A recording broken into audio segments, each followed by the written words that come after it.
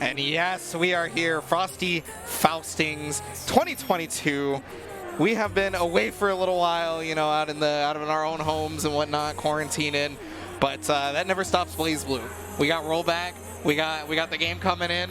We're playing offline, and I get to be joined by Shay again for the first time in so long. What's up, everybody? Yeah, that's right. In fact, I would say BlazBlue is even stronger than ever. Yes. It's like a new era of BlazBlue, even if you could say that, because, you know, we pretty much suffered through, well, not suffered through, but we kind of climbed through, you know, the era of delay netcode, keeping BlazBlue alive all throughout, and then finally we are graced with rollback netcode. And now, just kind of continuing that momentum, we're here playing BlazBlue live at Frosty Faustings 2022. Yeah, no, I'm so happy, dude. Like, I mean, I guess a lot of people probably saw me like just jumping in the ring at CEO and whatnot because of how happy I was. But like, yeah, it's like it's crazy. Like, you know, a lot of us like kind of gave up on it, and like that rollback was happening. They didn't give up on the game because, I mean, if you check out 2021, Frosty Faustings actually had a CF event, and then Combo Breaker did Look Alive. And, you know, et cetera, like the Midwest was huge for BlazBlue online for so long, and I mean, it still is, right? Yeah. It's just getting bigger at that point. It is, and that's the thing, like their kind of continued passion for the game really was like the driving force, you know, make the people like kind of act and kind of create what it is that we have today, you know? Yeah, I mean, for the longest time, a lot of people were talking about like the East and West Coast for the game, for specifically the USA, right? Obviously, there's many more places and whatnot that are playing CF. But I'll just talk about, you know, the USA. East and West Coast were talked about a lot, but the actual GOATs of CF for the longest time, after a lot of people wrote it off, was the Midwest. The Midwest never stopped. They were going just as hard at all times, you know, out here in Illinois and, you know, beyond, and etc. And so I'm just really happy to see that now, like we actually get to see it here in this spot, kind of deal. Yeah, exactly. You know, you could call it like the new homeland. So we already actually getting into it. So it's Icebound versus Shaper Prince. Okay, so Noel and Ragna. You know, Noel is not a character we get to see a whole lot. She's I'm just gonna be real. She's quite lackluster in this game. Yeah, but she's still gonna catch you with that dragon speed, just as we just saw. Early bird, the trade. Yeah, this is one of those knowledge check characters, right? Like, she has the invincibility on her drive attacks, so like you really need to know which type of invincibility or like which one's coming next after she's used it. Emergency tech, no pickup right there. You know, that's one of the things that a lot of people have been having trouble with just to start when this game got rollback, right? They sat down, they tried to learn it, and then like they run into people not teching or teching delayed, and they're just like, I don't know how to deal with this. And it's like, yeah, if people are delay teching or just not teching at all, you can pick them up off the ground. You can OTG them into a full combo. Yeah, you gotta like lab those setups for like dealing with a lot of players, different wake up setups, how they do delay wake up. It's something that like every BlazBlue player kind of like went through, like as they try to get better at the game. But when you're coming into it new, that's one of the things that really trip people up. Well, another thing that really trips people out is that call Hades right there. That move is fast enough that a lot of people think, and showed proper punishing on it too. A lot of people don't know that you want a 2A as most characters in the game in between the two hits of Gauntlet Hades, because if Ragna doesn't do the second hit of Gauntlet Hades, you get a punish. And if Ragna does do the second hit, you still low profile and you just keep rapid firing the 2A, and then you get a punish on the second hit. Yeah. It's something that he never had in the old games, but once in this version, he kind of has it like a little bit of QL there, right? Yeah. Oh, no tech on this one, straight into the Astro. Yeah. That's what's afforded to you as Hat Noel, right? You get access to both angles. Hat Noel is like a tick better than regular Noel because of that. it's still the same struggle though. So far though, I think that, you know, showed a lot of like strong momentum control this match, even though like you'll see that most of Noel's openings kind of just end in like mid-screen with like 2k damage, but if you keep piling on, you'll eventually win the round. Yeah, I mean, another thing I noticed too was the tech ability of both players, right? It seemed like it was having, there was a lot of trouble with delay tech or emergency tech. You notice that like Icebound got hit by a blue beat because they just did not hold the tech when they were getting hit. Good block. Yeah, the blocks on Gauntlet Hades have been pretty nice, but not the blocks right there on the Noel overhead. I think that's hit both times that it's that it's been thrown out. Ooh, the delay pressure on this one. Okay, tries to parry out, but oh no, yeah, that's unsafe. Let it rip, yeah. And yeah, I mean, you're going to be seeing a lot of that too. Like, a lot of people are still trying to find their bearings as they, you know, just now started picking up the game and whatnot. I'm really glad that a lot of people are doing so, and they're having a lot of fun with it, finally getting to see the light. Yeah, I think so. Oh, big hit right there. Gonna get a lot of health back if they do the whole combo. No, didn't go for the rest of the health bang. Maybe it's a reset. They try to get another opening. You know, if it is, I gotta question why, because like you get so much health back as Ragna, right, during overdrive. Yeah. So and plus health bang, it wall bounces when you hit them in overdrive. So you actually get a follow-up combo after the dash cancels. Yeah. Maybe just trying to double up. Unknown. No tech there. This is like almost double the damage it would have been. And maybe that's one of the reasons they didn't want to tech, right? Because like you saw that setup right there with cross under. You know, a lot of characters actually do have that in this game with their run speed momentum. So, you know, some people are trying to avoid it by just not teching. Yeah. You could do like a backwards DP with Ragna, and then that way you don't DP if they do cross field, if they don't cross field. That is one thing afforded you as Ragna with invincible reversal. But gets caught again, it's got a burst. Okay, yeah, and immediately uses it. No, catches the emergency tech on this one. Gonna RC for the full confirm. No, hit 5B first before the 5C, so couldn't actually get the height on it that they wanted. Whoa. Big miss. Okay, using the drive to get a little bit of health back. It's not much, but I mean, at least you can't get chipped out easy now. Yeah, I think, well, you can't even Astral at this point, right? Oh my goodness. Oh, it's Maybe so they tense. counter Astral? Yeah, at this point, oh my god, yo. Okay, wait, support? Okay, good. Yeah, no, actually knew about the counter astral. Didn't get doubled up on. Yep. No anti-air on that one. Yeah, Ragna actually has a really strong anti-air in the 6A, right? It's like, unfortunately, not going to do it. And Shaper Prince is going to be going on through the winner's bracket here over Icebound, it looks like. Yeah, I think that Noel, they're a little bit unfamiliar with Noel, I think, because you don't really see her played very much, so her overhead like hits again, you know? Yeah, yeah. It's one of the slower overheads by animation, I would say, but like it's, I mean, hey, if you don't know what it looks like, what are you exactly. like, what are you gonna do? Stand up? You know, in the era where like Noel was the top character, like people would block it on reaction every time because like, well, if I get hit by this, it's like I lose the round. 6K. Yeah, I lose the round. So. But you know, now that she's more of a rare character, you kind of see it played out a lot less, and you know, it is pretty safe because she just goes right into drive, right? So that is kind of why. I think that it's not supposed to be that powerful, but in general, if they just get hit by it, then it's just free damage, right? Yeah. So, I mean, there you guys get the first taste of Noel. That's the funny thing about this game too, is because there's so many characters. There's a lot of characters a lot of people are unfamiliar with. Just straight up, like that's how it is. You know, a lot of us like legacy BlazBlue players are probably more familiar with the characters because we've had to play them over the years, but like not everybody is. And so you kind of see where the knowledge checks come in with Noel, right? Like the drive wasn't the knowledge check that time.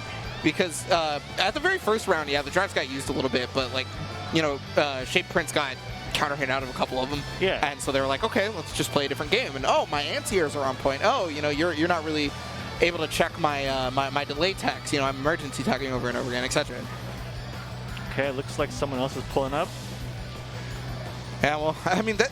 We're gonna see a lot of unfamiliar faces, I think. Actually, I think so. Yeah.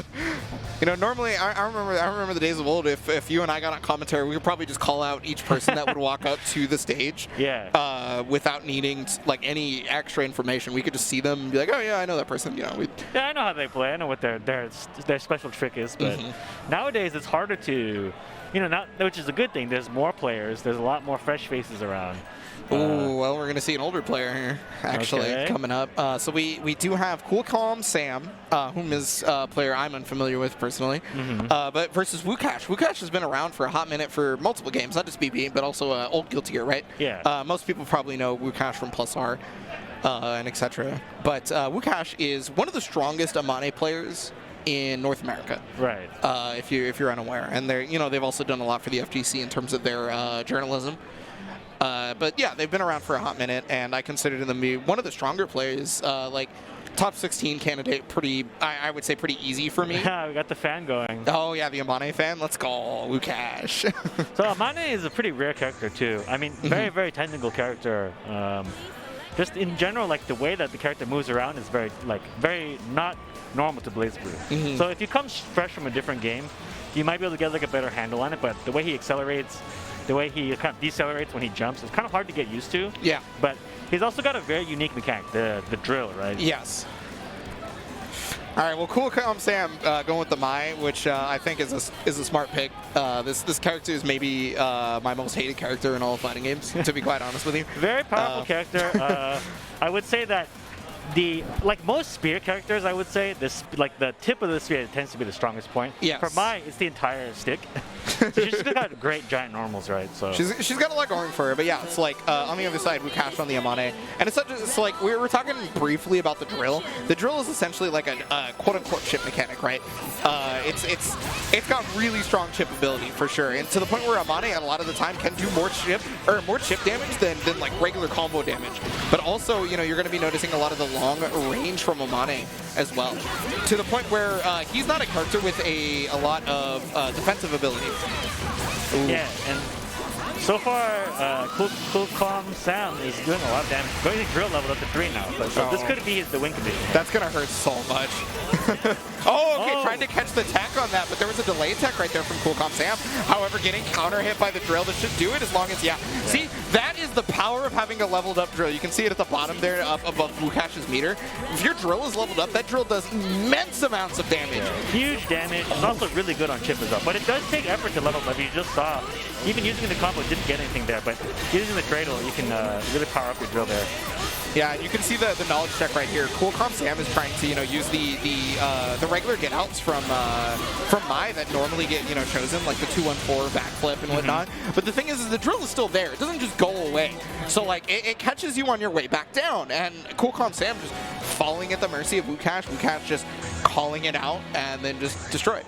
Yeah, and as you just saw, like some of Amane's normals, like if he calls out you midair, it's just huge damage and like level up drill, and the round could be over in an instant. And I mean, you saw it right there. So first game to Woocash, that was actually one of the fastest Amane rounds I've ever seen. Maybe the fastest Amane round I've ever seen. Well, you've got to deal with the cradle correctly. Like this move, if you block it, you're in big trouble.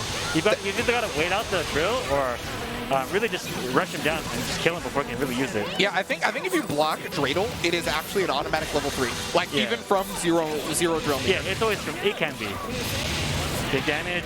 So now the drill, one thing you notice about that is it can go above 3. If it goes all the way from 3 and higher, it actually overheats and breaks. Yes, yeah. So I mean, like, you would love it if the Amane player messed that up, but the Amane going to be able to block easy punish on this. Yeah, and because you have level 3 drill, it's going to do more damage right there. The super. So it's guaranteed kill basically. Yeah, my favorite song, Conciliation. One more round right here for Woocash, and the dives are just not 100% working out for CoolCalmSam, but one of the best anti-airs right there on the 2C. Yeah, you just really have to disrespect that drill more, because every time you blocked it, you kind of put yourself in kind of Woocash's win condition, right? Unfortunate drop too from CoolCalmSam. Like, you notice, oh my god, you got a barrier! This could be the round. Oh, he bursts. Yeah, barrier negates chip. So versus Amane with level 3 drill, it's required reading, basically. Like, well, that was like a third of your life bar just gone. Yeah, you have to respect that meter, right? And that's like the part of like what's fun about the character is that like once you get to a certain level, like the drill's leveled up, so you have to respect it. So they stop using it. That's just kind of like the back and forth of playing around your opponent's meter. But I did think that, hey, it's the Big Willie cam. There it is. This is the reason why you come to BG Callisto stream. We understand. It's Big Willie right there. You can hear the crowd. Well, I mean, I can hear the crowd because I'm here. I don't know if you guys can, but... Yeah, let's see. I'm going to commentate. He's got a very majestic mane. Yes. Very, very full in color. I see him, like, breathing kind of slowly, but... So he must be really rested right now is what I think. Yeah, definitely. I mean, you can see the fluff of the bed that Big Willie is currently sitting in. It must be really nice to be able to just kind of be nice and serene next to all that computer equipment. So it's warm in that room, right? Exactly. Because all the computer and the mixer right there, and Big Willie is just well taken care of. You can see that. That's my golf commentary for Big Willie. Yeah, we gotta come up with like a commentary track for every time we see him. Yeah, for sure. So Woocash moving on right there. And that was really strong. I mean, it was one of the we talked about how we know that Woocash is like one of the better players, right? But I can't count out some of the new blood coming into the game because we've had the ability for them to learn all the previous knowledge and learn new stuff because we have people being able to play others from like Japan straight here from America, and it'd be a good connection kind of thing. So the thing is like and now the game is more accessible than ever. Like the wiki is well populated. People know a lot more about the characters than they ever did. I mean, because when we started CF, we all played it in arcades, even in America, right? Yeah. And so we didn't have a wiki or anything, but we kind of just like played through it. And for the most part, nowadays it's like the best time to really get into. Like you just said, you can play someone from much further away now. You have a much bigger scene to play with, and so people are online just playing like pretty much at all times. Can I mention something that you were just talking about a second? So like, we're all playing back on arcades back then. I'm specifically going to shout out like Arcade UFO, which you were at back in the day. I remember because I used to watch you commentate at Arcade UFO, and I used to go, that guy's awesome. There was also what was it? There's multiple arcades. There's a lot of arcades, but I was awesome at all of them. I'll just say that. Yeah. So we got Lid versus nipperman. They're just doing a button check real quick. Honestly, that looks like regular Naoto gameplay to me. Just slash kite over and over again. Yeah, sounds about right. Well, I mean, these are two of the characters that don't usually overdrive in neutral, so probably not. But yeah, it's a button check. So, wow, we're actually going to get to talk about Naoto. I've talked about Jin so many times in this game's lifespan. This character has always been good, has never been bad. He's always been at least good. Yeah. Yeah. Never the worst character in the game. I'll just say that much. And there's been a lot of versions. And Naoto, on the other hand, is a very unique character, but he's very popular, actually, because he's got a lot of juice, I would say. He has some of the coolest like combo structures, but he can be daunting at first because a lot of people talk about him like he's harder than he actually is. Oh yeah. He's not as hard as it sounds. I promise you that. It really depends on how hard you want to make things for yourself, more than anything. Because you can play him like as a regular character, and he's okay. Yeah. But ooh, immediate burst to try and keep the corner right there. But the delay tech into roll on this one, try and get out. There it is. We always talk about how that overhead is technically reactable, but nobody ever reacts to it. We joke that if an overhead has you spin the weapon they use to overhead you, then it's not reactable. It's not possible, no matter how slow it is. There we go, overhead. Okay, dash cancel right there. Going to be able to get the pickup on this one. And that's one of Naoto's strongest feats, is that he can carry it really far. Like, basically doesn't punish. That's so unfortunate right there. Lid tried to punish too. You saw the jump D charge, which would have been one of the better starters. Yeah. Okay. Oh God, TK use Hansen? What? They tagged him. Just charging drives, trying to play the zoning game. Just let it rip. Yeah, luckily the C normals do actually freeze right there, so that was able to get nipperman. And then the air-to-air on the jump B. I think he might have tried a super, but I think it was at like 49 meter. Oh, maybe that's what it was, yeah.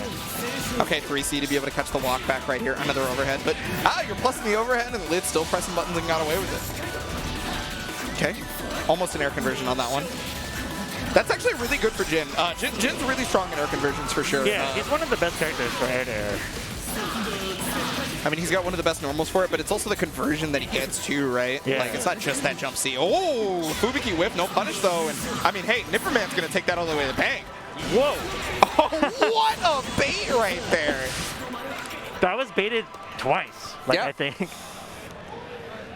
So super good right there from nipperman. First game, and I mean, the first round, the first round was a little antsy, right? Like it felt like nipperman couldn't really get like an idea of what Lid was gonna do, because like we saw like slash cage just happening out of nowhere. We saw the Ragna out of nowhere, right? Oh, missed the sway cancel. But gonna be able to pick up. Okay. Good damage. Slash kite. Oh, the D charges, yes. Yeah, you can tell Lid has been practicing the conversions too. Like 4K off of just a basic hit, right? Resets him. That's a classic Jin reset right there. Because it leaves you standing. Yeah, when you get frozen by Jin on the ground, if you get hit on the ground, you just stay standing. Dead angle, aka counter assault in this game. Yep. Okay, full conversion here. Yeah. Didn't refreeze because there was another D normal. Yep. Even in overdrive, you cannot refreeze that way. The rules still apply. Okay. This prone kill, and especially if that happens. Yeah, unfortunately did not get the micro dash before the CDP. Gonna double jump to take the DP again, and nipperman just has an idea of when Lid wants to DP. Yeah, and I think he's really settled down a lot too. I think Lid's playstyle kind of threw him off a bit at the first game, but let's see if Lid can turn it around here. Okay, going for that air dash pressure, yeah. So like a lot of people talk about like air dash pressure being quote unquote fake, but you can never call something fake in fighting games, right? Like, because if your opponent doesn't react to it, then it's real, right? Yeah, of course, like, your opponent can always anti-air, but as long as you kind of like, hide it, you can always use it when they least expect it. I mean, how many times has Lid gone to it? That was the first time, right? And this round was all Lid until that reversal DP. Okay, gonna have to look for it right here. The overdrive comes out, and yeah, the 5B is like, oh no! Just got him. Yeah, getting hit by a charge D-normal in overdrive is guaranteed death in most situations. Yeah, Lid is coming back as well. He played very solid that game. Okay. Oh, yeah, there's that jump 2C right there. And again, you know, you mentioned it a second ago, Jin is one of the best characters in the game for air-to-airs. I mean, prime example, right? Got 3K off of an air-to-air. And, you know, it helps you settle into, like, your regular ender, too, which is always good. Kind of restructure your gameplay. Like, nice anti-air, but gets the turnaround. Oh, did not get dash slash kite, right? So was unable to get the forward momentum, but the overhead cheeky little reset in the middle of it. Yeah, I like it. Good choice. Force the burst. Gets him. Wow, catches him low. This is going to be a lot of damage. Yeah, if honestly, if overdrive was available, this would have been death. Yeah, just one more hit though. This should. No, drop on it right there. Gonna go for the rephrase. Is it a reset on this? Because yeah, I was gonna say there's overdrive. Like I don't know if you want to reset in that situation, but there's the overhead, chain right into the C normal, finish it off. Yeah, I think Lid is starting to settle in as well here. Like you saw a lot more structured offense from him this time, and I think that's you know just going to the overhead. He knew that so far nipperman has not been able to block it, so let's keep going to it. Yeah, nice stuff. I'm liking what I see. We're already getting some high octane stuff right now. It's one apiece in this best of 3. So yeah, you know, I feel like CF is the one game where we never were like, yeah, we want 3 out of 5, like for sure. It was just like, yeah, 2 out of 3 is good enough. Yeah, it is. You gotta make the best of what you have, opportunity-wise, right? For sure. Oh, well, that's a big opportunity. Couldn't get the dash Rekka on that one, unfortunately, but I mean, you know, you got a little bit off that overdrive, so we'll take it. Ooh. Knockdown. I like the positioning change, but a lot of like Lid's mistakes is that he's jumping into a lot of nipperman's normals, which is it's difficult to contest Jin anyway once he jumps. Yeah. Oh, gotta watch out for that star though, because yeah, that's gonna be a free in right there for Jin. Cut the backdash. Wanted to go for crush trigger, but no dive. Oh, the air throw! Nice air throw. Ah! Oh, missed input on that for sure. Yeah, and that's gonna close out the round with a regular combo here. Nipperman on game point. Yeah, I think Lid is going too much to kind of try to play air to ground in this matchup, and Jin is just dominant as an anti-air character from that distance. Yeah, I mean, I feel like a lot of Naoto players are used to jump D being kind of like the end-all be-all versus a lot of other characters, right? So they're probably not. Oh, Phantom Pain actually gets ducked under. That's actually one of the best ways to deal with it. You never see it. Cool. No crouching confirm right there from nipperman, and the DP actually, that's maybe the first time DP has actually worked, but again, crouching under Phantom Pain. So if you don't know, Phantom Pain is actually an unblockable grab. So if you try to stand up while Phantom Pain is happening, it catches you, right? Yeah. So like you have to duck it. Nice anti-air. Ah, he dropped the air combo. Oh, and then dropped the sway cancel. Super unfortunate. Tried to go for a Phantom Pain anti-air to try and stop, but no dice. Got caught on the 2B here. Just enough damage to kill right there, and nipperman gonna finish it off. Yeah, I gotta say that the drop combo is really, really unfortunate there. It could have been a different round. Yeah, I think so. I think that, for the most part, Naoto as a character is like a character where you get like a very limited number of opportunities to open your opponent up. But once you do hit them, you gotta kill him, right? But he has the opportunity to do so because he does so much damage.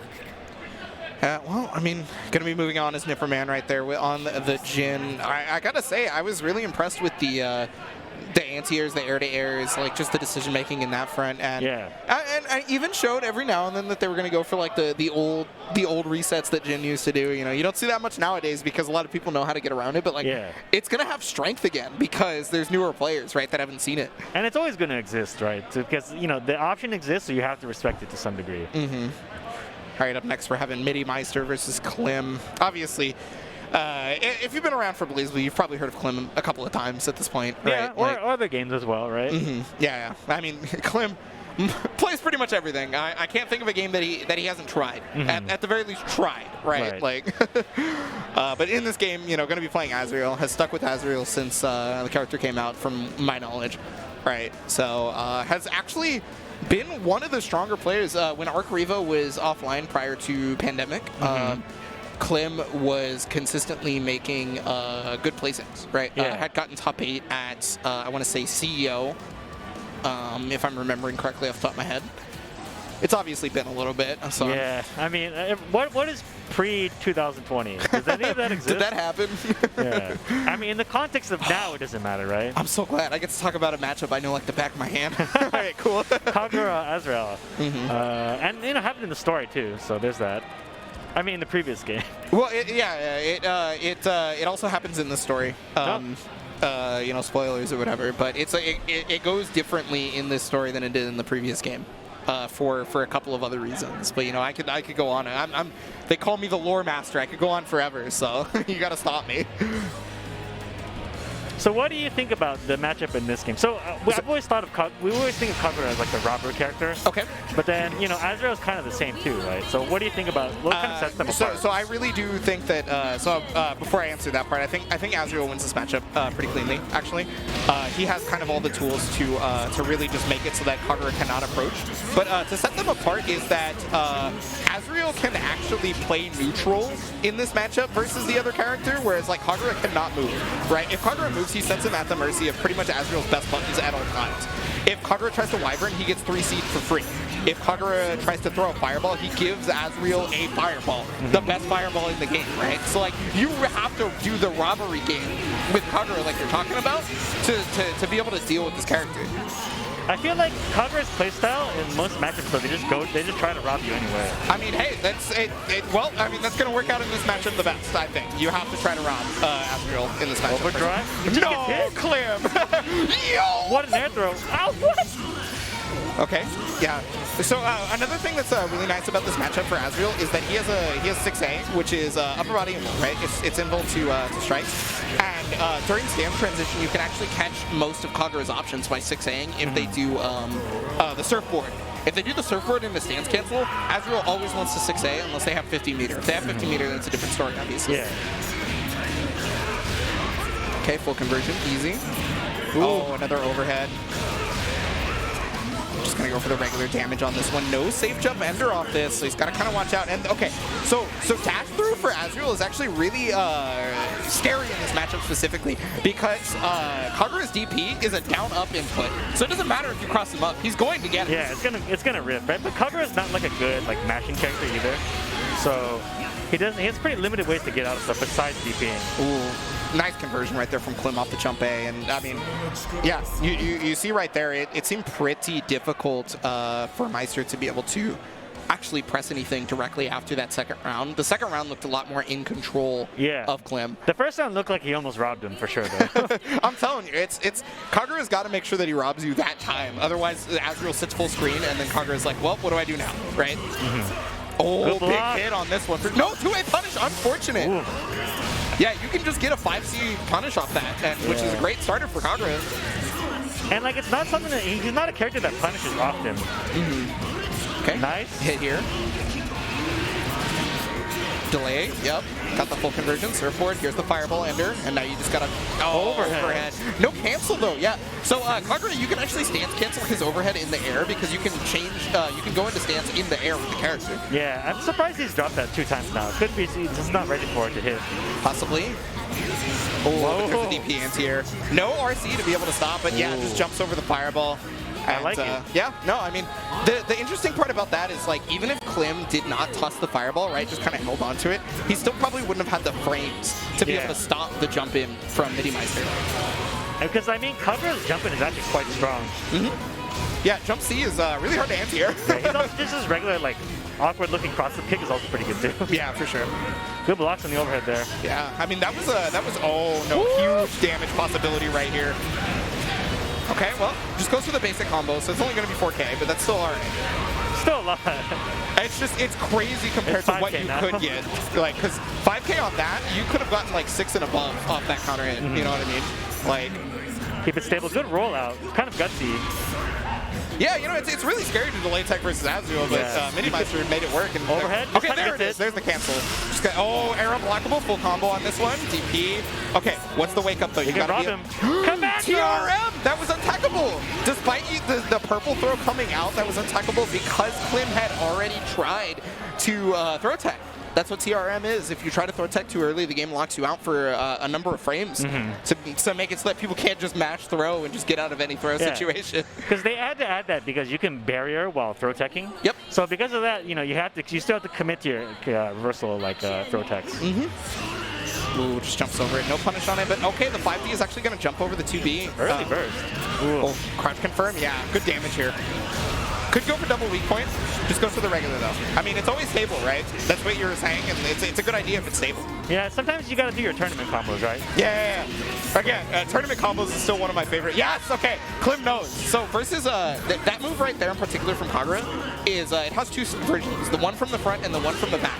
Both are also strike invulnerable, so if you try to hit him, you lose, right? Yeah. So you have to just kind of handle it, and the way you handle it is you actually end up just, if you neutral jump, it beats both options.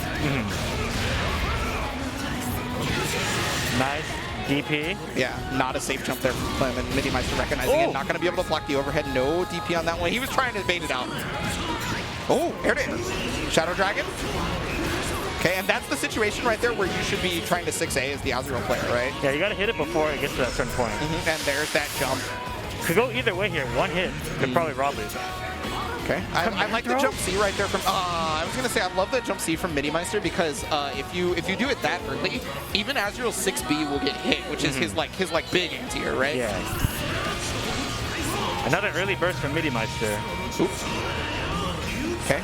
Regular Dragon Slash. Overhead. That overhead has been paying off. It has. I can't think. Has it been blocked yet? I don't think so. No. I was about to say maybe there, but no. I would just keep going to it here because you know that you have the potential to kind of potentially rob Clim and start overhitting with the overhead over and over again. Okay, there's that Panzer. No, I agree with you. The Panzer hasn't been coming out either on the overhead on reaction or trying to hit Kagura even without Panzer. So, I mean, why not? Okay, Fireball comes out, no anti-air. On the other side too, that overhead has been working really well for Azrael as well. Just jumping into the overhead has also been hitting MiddyMeister quite a bit. Yeah, I mean, that's why Clim keeps going to it. So, I think they both got a smart game plan on this, but this has the potential to kill as long as Clim doesn't drop it. Let's see. Got meter. Didn't go for it. Yeah, he didn't go for it. Okay, well, that'll do it. Yeah. 5C into Gustav is going to finish it off for sure. Yeah, he did have the meter for it. He had OD also. So. Yeah, no, so OD Blackhawk Stinger is, I think, the highest minimum damage super in the game that's not like Golden Tiger, right? So it's going to do its job. Yeah, but sometimes when you're in that kind of heat of the mode, what did I start with again? I forgot. You're not sure what combo to do. Just keep it stable. Then you can save your meter if you need it to bail you out later, right? Yeah, well, Clim going to be moving on right there, and I got to say, MiddyMeister actually looked like the potential for the W there was absolutely possible. I think so too. I think that in neutral he really kind of overcommitted to some the 2C, the low sweeping stat. He really overcommitted to it pretty often, and while he didn't always get punished by it, you oftentimes saw that Clim would go jump in and do overhead and got a ton of mileage off of that. I gotta say, in MiddyMeister's defense, it's really hard not to overcommit in that matchup specifically. That's the thing too, right? So it's it's kind of hard. He's a slow character, so you kind of just have to swing for the fences, literally. Sometimes, yeah, it's just how it is. But yeah, so I mean, I don't know. It's one of those things where I feel like I'm probably going to see a MiddyMeister next tournament, and it's going to be. Or, I mean, hey, they're still losers, right? So it's I don't know. Maybe they'll just make it out of pools, kind of thing. Yeah, you never know. And that overhead's waiting for you if you do fire. Oh my goodness, that overhead! It just never stopped winning. Yeah, and I think the first round or so too, MiddyMeister wasn't able to combo off of it, and that was probably the difference between winning and losing a lot of times. And then once you saw in the second game, was able to convert and win off those. Yeah. So up next. Maybe they just didn't have the charge the entire time, but eventually remembered the timing. Because you go from offline to online, even with rollback netcode, there's still a slight bit more delay, right? Yeah, so it's you're probably just adjusted to that. And you're like, oh, okay, so I just need to hold on I need to do it faster now because I'm offline, kind of thing. Yeah, or PC versus console timing, things like that. Your own monitor at home versus your monitor here, etc., etc. Yeah. Yeah, you gotta get in there, adjust, right? So I mean, it seemed like after that, MiddyMeister had it every single time. So, yeah. So we're gonna be moving on here. It's gonna be Main 6's own, the people from Them Fighting Herds. I'm sure you've heard of it. Oreo, and she's gonna be going up against Thwomp Thing AZA. I don't know if I've ever seen Thwomp Thing play off the top of my head, but I think maybe there's a controller issue going on right now, so they're trying to figure it out. I see. Okay. Yeah, so I mean, they'll probably get it figured out, and I mean, either way, there's matches lined up, right? So if we can't see that match, we'll get another one. But yeah, so we're here at Frosty 2022, and we're seeing CF. These are the early morning pools. I mean, we literally just got started. This is the first CF pool here on stream, right? Yeah, and we're kicking it off, right? Starting strong. Yeah, well, I mean, seeing some of the player caliber that we saw immediately, right, was really cool because I didn't expect to see Woocash already, right? I didn't expect to see Clim already, kind of thing. Right, and so we're gonna get that, and then also the next match I get to talk about Azrael again anyway. So, but you know, we'll talk about that when that comes up. Yeah, so thank everybody for joining here. BlazBlue is currently on PC right now. It's got a rollback beta going on, and I have to genuinely say that it's maybe the best netcode I've played in. More like personally, I think it's been more consistent than Shrive. But you know, I mean, it's probably easier to do that with a game that like runs better, right? Yeah. Because it's a. Oh, okay. So we just got. I don't know if the stream heard that, so I'll just. Okay, so yeah, Thwomp Thing unfortunately had a controller issue, so not going to play that on stream. So we're just going to move into the next match, which is going to be DaRealZil versus Dakota. DaRealZil is the Azrael I was talking about a second ago. And, well, So the thing is, I used to consider a lot of like the Azrael players like under my wing or whatever back in the day. But the problem is they're all better than me now, right? So like, I can't even be like, yeah, you know. No, it's like they're all just better than I am. The master, right? So it's always bound to happen at some point. Yeah, for sure. So I'm really excited to see a lot of these players out in person again.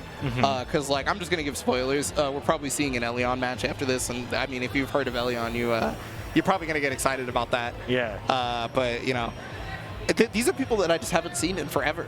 And these are people that I haven't seen play in forever. Yeah, exactly. Well, I mean, some of them, right? Like, a lot of them, the Midwest people in particular, have been still playing in the online tournaments. But Elyon is somebody I hadn't seen in a while.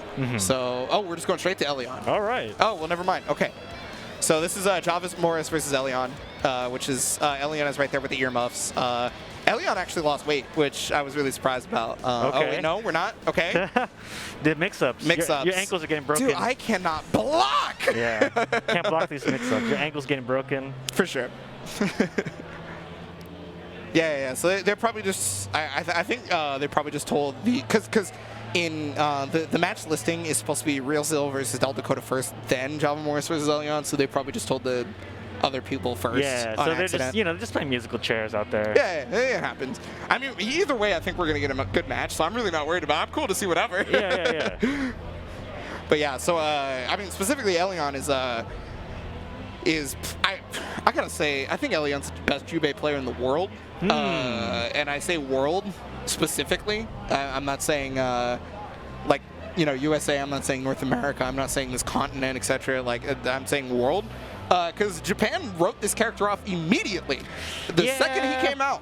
The thing is so he's not a very popular character because he's pretty difficult for one. But most BlazBlue characters are difficult is the thing. So so I think part of the narrative, spawns from like when Kazunoko was trying to learn the character. I'm still upset. Kazunoko was streaming, playing the character. Man, his character is really really trying with the character, but the character is just so difficult. Kazunoko's main game is not BlazBlue, so it just made the character look harder and not as strong. And all he would do is fight Soji every day, which is like another recipe for disaster. So Soji is like one of the best pers has ever like played that game straight up. And, But all right, so we are gonna get Elyon. So there's a chance he could play Hibiki, but I feel like he could also play 9 actually. So but Jubei is the main character for Elyon. Elyon is somebody who has just been. Like, you can go back and look at a bunch of old Arc Revos. You can look back at previous, prior to Arc Revos when it was just, before that tournament existed and it was just major after major for us. Elyon showed up. Elyon, like, won a major. Nobody knew who they were at first. And then, like, went on a tear after that, right? And so, and everybody was writing it off because originally, like you said, Kazunoko and Dora were like, yeah, this character is, and I'm going to quote Dora specifically, fish, which means they're flopping around, they can't do anything. It's like, Goldine or whatever. But yeah, so it's not the case. Like, and you'll see that because this character has one of the best normals in the entire game, in my personal opinion, which is his 2B. And he gets momentum on all of his attacks from dashing, right? So if you do backdash, forward dash with this character and then 2B, it is a full screen normal. Not a half screen normal, it is a full screen normal. Yeah. And his 2B is not like actually a full screen normal if you do it by itself. So I think it's very underrated because in this game because you jump a lot in this game, so being able to dominate the ground by moving with a very powerful normal is actually one of the best things you can do.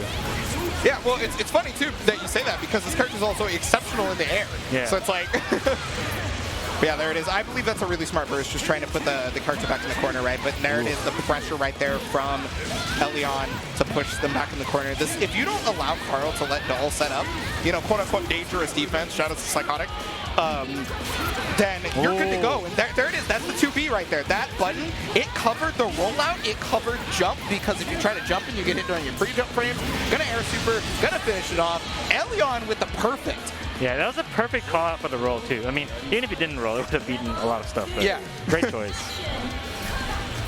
Looking really strong, and this is the hard part. Catching this character is a chore, and Carl is not a character with good movement or fast moves on the doll, right? The doll is very slow.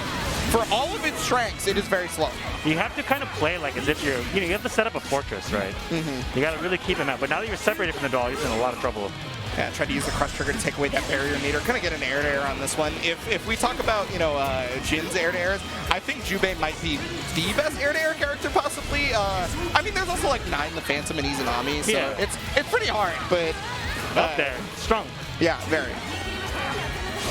Oh, got the low on that one. No RC for full combo. Tried to go for the overhead, and Meow mode activated, so this is plus, and there it is. Instant overhead off that one. I played Elyon last night, and he does overhead into Meow mode, and then so I blocked the regular overhead into Meow mode, right?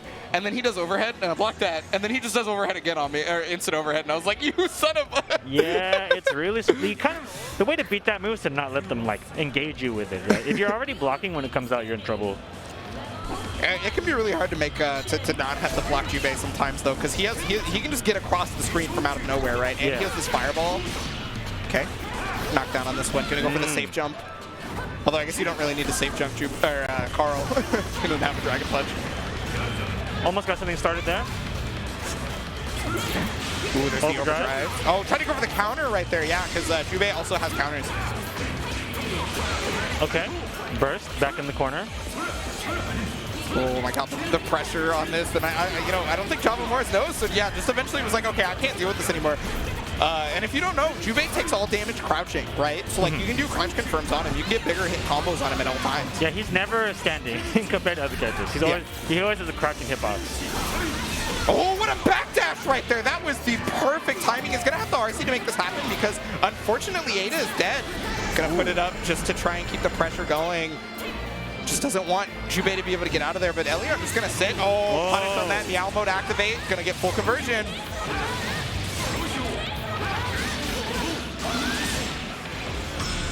Oh, no tech on that one. Yeah, good double no tech, but first got baited. Oh my goodness. Caught the second roll on that and then stole the burst. Elyon looking at game point right now. So far, pretty dominant, but, you know, we finally got to see JavaMorris, like, you know, play some of their game. Yeah, there it is, all the backdashing, trying to keep away from the doll, and then, yeah, the dive. That dive is really, really hard to deal with. Okay, goes to the overhead, just backdashes out. Oh, nice. Ada's gonna help out. This is really good. Okay, JavaMorris has a chance here to start some offense. Problem is you don't want to kill your doll. There's the overhead, gonna be able to get full conversion here. Yeah, I just want to do like a short conversion here. Don't use up too much doll meter. And go back to kind of defense. Wow, luckily for JavaMorris, they were smartly looking at their doll meter and stopped right before she was about to die. So that was really, really good. Unfortunately, now you have to deal with Jubei pressure. 5-8 pressure right there. That's also coming out. Who got the hit? Forcing the burst. It could be anyone's game here. If, you know, Foco just could catch him. Yeah, absolutely. The doll. Ooh, the air unblockable though. Yeah, tried to use that fireball as a means of approach, but Ada doesn't care about that. She's going to go down here, unfortunately. She has no more health left. No knockdown with the Allegretto. It would have been good if he had been able to use overdrive somewhere there to kind of keep Ada alive. Not sure why there's no punish there, but... Yeah, you can super jump over that and get a punish, so... Didn't trust it, maybe. Or maybe, like, thought that maybe Ada would come back midway. Oh, yeah, you know, you're right. I was probably just worried about Ada not looking at the bar or something. Here we go. What's the pressure overhead? Oh, yeah, the overhead on that one, and there's JavaMorris. That is the strength of Carl right there. You're never out as long as you can put the opponent in block stun one singular time. That's the thing, too, right? Is that, like, Jubei's crouching, or standing hitbox and crouching hitbox are both kind of false, so you pretty much have to respect it once Ada makes you block. Okay, and this is exactly what you need to do versus Carl. Is you need to, the second you stop Ada from doing what she's doing, you need to get in on Carl immediately because now he can't call her, right? Yeah, either he's got to spend a wake up just like summoning her to teleport her here. Which is probably going to get him counter hit. So, there's the instant overhead right there. No RC to finish it off, but there's another instant overhead. There's the RC to finish it. Just as you called it. Yeah, you know, I was just surprised that he didn't do it the first time. But there it is. Elyon going to be moving on. Double instant overhead. Got it perfect on that round, too. Just looking just as strong as ever, honestly. Pretty much every round that he won with perfect. So, but then again, that's how you beat Carl, right? You just don't let him play. Yeah. Well, you don't have a choice because the second you let him play, we saw what happened, right? Yeah, exactly. Like, he just makes a comeback, and it doesn't matter how much health he has. He's, you know, if you ever played Marvel 3, Zero is a prime example. You know, if he's got that pixel HP, yeah, it's kind of over for you. Once he starts winning, he might win. So, you know. Yeah, it's real bad. So, you know, that's going to be Elyon moving on. Another contender, in my personal opinion, for making top 8 this weekend. But the bracket seems really hard, honestly. If I heard, like, Elyon lost to, you know, somebody else in the bracket right now, I'd be hard-pressed to be surprised anymore. Yeah, I mean, it goes pretty quickly, right? Because BlazBlue is the kind of game where, once again, like you mentioned, there's lots of matchups. Everyone can be really strong at the thing that they do, right? So sometimes, like, you just don't get to play what you're good at, right? And so we just kind of saw, like, you know, when we did see JavaMorris steal around, we saw, like, you know, Carl just got going, and at the end of the day, you know, that Ada plus Carl pressure is just hard to deal with no matter who you are, right? Yeah, so for sure. It's just, yeah, your defense can be ridiculous, and you still eventually will run into Carl pressure. Yeah, so, you know, anything could happen, really. And that's what's exciting about BlazBlue as a whole. And, you know, once the level gets higher and higher, you kind of see people overcome, like, other players' strong suits, and that's what's so exciting about it, is that they do the thing that they're best at, and you still beat them, right? Mm-hmm. All right, so we're going to be seeing Dakota versus DaRealZil, or is this going to be... Okay, so this is a button check, I'm pretty sure. Well, what if we switched to Hakumen while you weren't looking? I mean, you could be right. Like, honestly, you could be right. I mean, you know, actually, that's a good point, because we've seen Monarch. Monarch was considered to be maybe the best S player in North America, and now plays Lambda, right? As of rollback coming out. So, I mean... Yeah, that's really interesting too, because when you think of like Lambda's like a pretty difficult, like, technical execution character, and then now that, you know, the availability of rollback, you can actually play it, right? But all right, you are right, yeah. So it's actually Lambda versus Azrael. So okay, in CP, I considered this to be a 7-3 matchup in Azrael's favor. I considered this in CP to be just atrociously bad for Lambda. Maybe 8-2 or something like that. I thought this was not good. She, however, has changed. Yeah. And Azrael has also gotten changes himself, some slight nerfs as of CF, right? So this is a little bit better. And I got to play Monarch specifically, and I still felt it was Azrael's like pretty good at the matchup in particular, because so her fireballs are slower than News, for example, and her Dragon Punch actually can be covered by Azrael's like most common Oki options. Yeah, so you kind of just do it automatically. Yeah, basically. So it's one of those things where, like, if she's blocking, it feels almost over if you do like the normal like Azrael stuff. But, got the counter hit on this one. Okay, no pickup afterwards. Really interesting there. But got another counter hit. Okay, gonna go for the full conversion here. Double weak point is possible. Not gonna go for it though. Boom. Counter ender. Double weak point. And then just jumps, blocks. Gonna get the punish right here. Finish it off right there. Yeah, even went for the easy combo with the RC, right? That's just to keep it stable, because you don't know like how high you were when you blocked it and things like that. So you got to go for like the punish that you know is gonna work. Either that, or wasn't sure if it was going to be counter hit recovery. Yeah, that could have been that. Yeah. But got the hit on this one. No full conversion. Running double overhead. Yeah, it doesn't matter who you are. We've already seen that overhead's going to hit you at some point. Good rollout, but catches him. Yeah, catches the Dragon Punch on that one. That's the interesting part about her Dragon Punch. And then also, yeah, the other thing I didn't talk about in this matchup, if you haven't watched CP or CF at all, Azrael has a move called Growler, which absorbs projectiles and gives him one of the best projectiles in the game. So it's like, you're kind of remiss to want to throw stuff. Beautiful punish on that, though. And yeah, that's what I was talking about in regards to normal Azrael Oki catching her DP. That was it right there. That Azrael would have done that Oki anyway. Dakota getting some damage in here, though, in the corner. Another off-screen overhead. Yeah, when you want to deal with Lambda or new 13s, both of them are applicable in the situations, overheads or lows. You make sure you're always watching Lambda or new 13 because they have specific animations for overheads and lows, right? So like the overhead is specifically if she shows you her backside, it's an overhead. If she twirls, oh no, this is death. Yeah, I think so. Dakota not giving up on the round at all. A pixel comeback right there from Dakota, and you can see the sadness on DaRealZil's face, and yeah, Dakota's feeling it, yeah. I would too after, caught the jump B with the air throw. One thing about Lambda is that she actually does a lot of damage.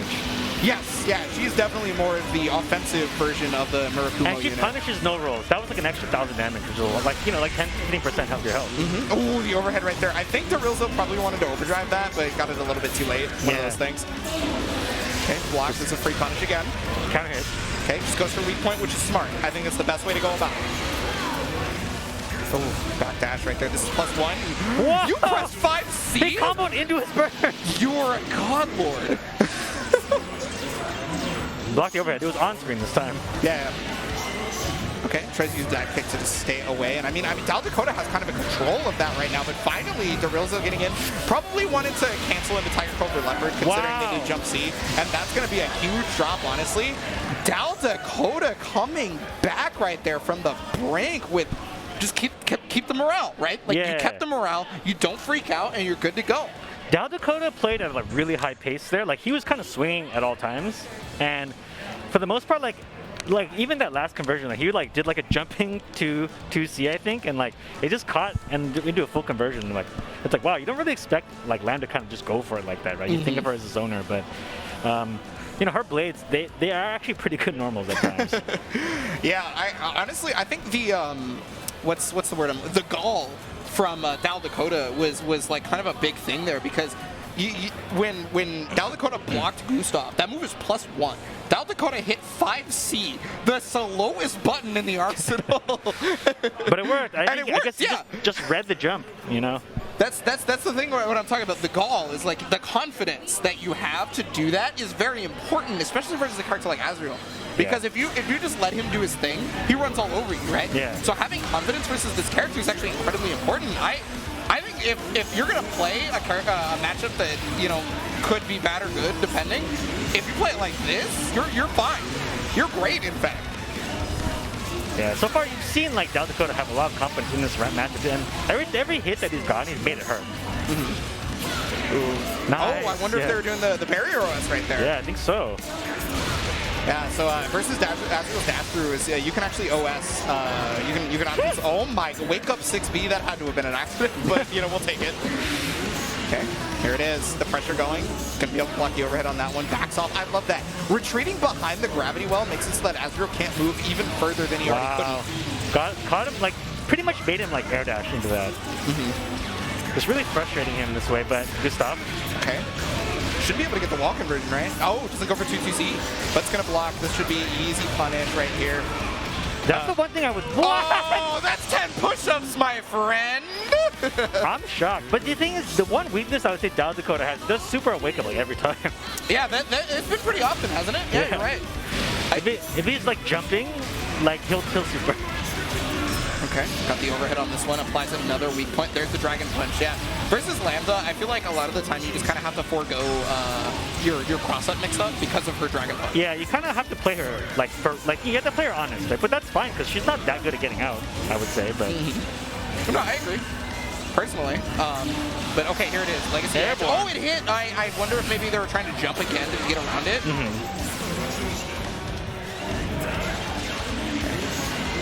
Yeah, I love the movement, honestly, from Dakota. Like, it just... Oh, and that's the first time they've gone to that. They hadn't done that yet. Yeah, they've done pretty much every other option up till now, right? So I mean, you know, DaRealZil not ready for it. Off-screen overhead? Oh, but it's too... Yeah, it has a minimum distance, right? Yeah. That the overhead has to come out, so it can't hit you if you're too close. It wasn't quite set up correctly there. Nice, did it again. He can do a burst save combo here. Yep. Or try to. Okay, rapid. I think he's gonna throw again. Yeah, remain stoic right here. Try, yeah, beats out. Oh, and got it. That's a free Astral. There it is. Go. Okay. And punch the sky right here. All right. Table flip. Tosses the table in the mirror. Tokubetsu ne misete yaru. nuclear explosion. I think the funniest part about that is like he just puts his fist in the air. He doesn't like actively try to put too much effort into punching. He just puts his hip fist in the air and you just land on it. That's about how quick the move is as a whole anyway. Well, what's hilarious is he punches the ground and it goes all the way to the top of the screen. Like, how does that work? We don't ask questions like that here. Not about Azrael for sure. Yeah, that round surprised me because I still felt like the Lambda was winning most of the set, but then ended up losing. Mm-hmm. Yeah. No, I mean I can. But that's kind of every Azrael match, though. You're only losing till you win. Well, I mean, if he's got a weak point on you and he can, if he can hit you with a cross up or something like that, yeah, he'll dish out a lot of damage. It's like corner Azrael is like, all right, now you know you're gonna take half your life bar, right? Yeah. If you catch him mid screen, if he catches you mid screen there, you're fine. Like you're okay. Ooh, he did it again. Over, and yeah, you're right. I don't know what it is that's got Dakota pressing 5C after pretty much every boost off, but whatever it's it's making it work. It must have some kind of specific read on like the hitbox or something because it's worked most of the time. Ooh, I wonder if it's like because she rocks back on the 5C startup maybe? Yeah. Ooh. Okay, yeah, tried to go for it, and there it is again. Yeah, that Dragon Punch just getting... Oh, tries to go for the old combo. I love it. Not gonna kill, but reversal again. Yeah. That's only the second time it's hit, though. For every time it's hit, it's been punished like 6 more times. Caught the air throw on the jump out. Love that from DaRealZil. And now it's turned around. DaRealZil's on game point. Yeah. Ooh, okay, jumps over the 5D. And that's one of those situations where you know you've got Lambda on the back. Oh my goodness! Stole the burst right there, just knew, and that was super delayed, right? What? Oh my god. That move's an overhead, by the way, if you've never played this game. That move is an overhead. Oh my goodness. This round is going real fast. It could be death. Oh, missed it. Okay, so that is a common drop on the super input. That is a common drop on the super input because you're supposed to do double quarter circle forward for the super, and then press D. And that move is quarter circle forward 1 time and then D. So. Yeah, I just didn't finish the second circle, maybe. Oh man, yeah. So I mean, hey, DaRealZil's gonna be moving on right there. Super strong on that second game, and you know what else is super strong? The fine products over at GamingGenerations.com. You guys check them out for more than just like your consoles and your controllers, right? They also help out with tournaments like these and bringing setups. Yeah, they've been around for so long, really reliable. Yeah, and another game that's been around for a very long time is King of Fighters, one of the oldest franchises in the fighting game roster. And 15 is coming out for your newest consoles of PS5. It's also going to be on PS4 and Xbox Series X and S. It's coming out on 2/17/2022. Look forward to it. Shatter all expectations.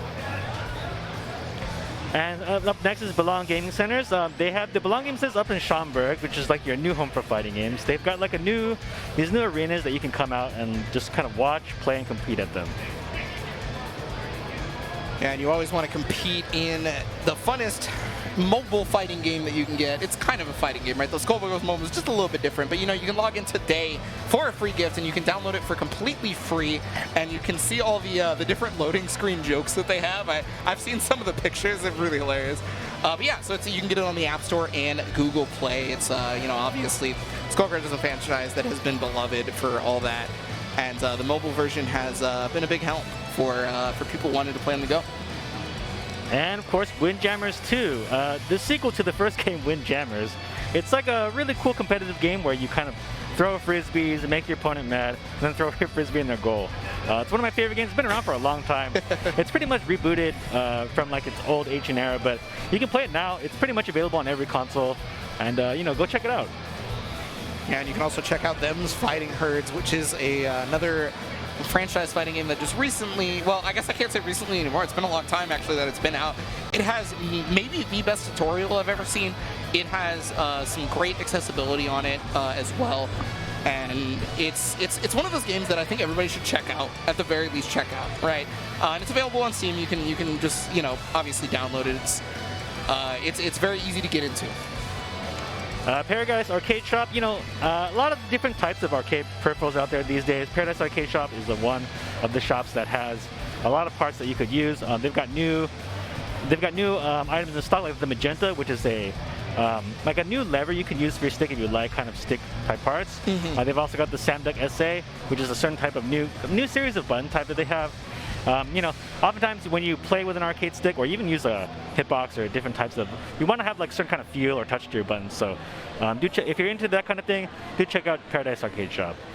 Yeah, and I mean, I want to check out Texas Showdowns every year due to the fact that they are one of the places that I love seeing BlazBlue CF. The game that you're watching right now at Texas Showdown obviously has a number of other games, but the normal registration continues until February 14th, so y'all can still get into it.